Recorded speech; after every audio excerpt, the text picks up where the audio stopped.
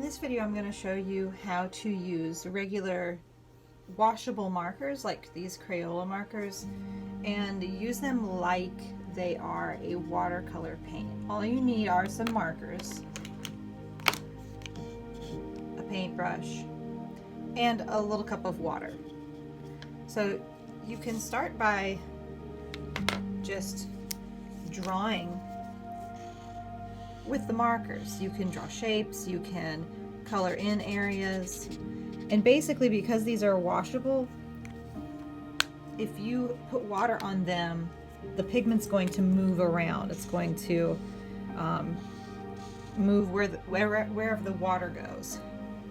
So you can try different things. A lot of times the lines that you make with the marker won't completely go away. It's not like it will completely disappear. So you could use that to your advantage. You can make things with texture in them or lines in them.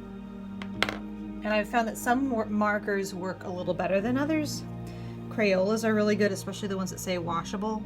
So as soon as this water touches that color, as you can see, it is going to move around. It's going to blend in with whatever's around it. So this is a great option if you are wanting to do something to look like paint, but you don't have any paint with you. You can also take a marker that is dead, and I believe this marker was dead earlier, and I actually dipped it in water. It's still not working very well, but if I dip it in water again, which my water right now is a little dirty, and then I write with it, it's almost like now I've got this little painty marker tool where you could draw in the area that's already wet and just sort of watch the colors sort of blend out from there.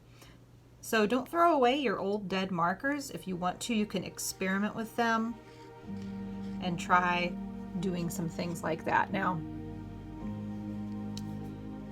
I'm using colors that are gonna blend well with each other. So if you know you're gonna do a lot of blending, it makes sense to use analogous colors or colors that are next to each other on the color wheel, because they will look good if they get blended together and start mixing together, just like that blue and this kind of turquoise green started mixing.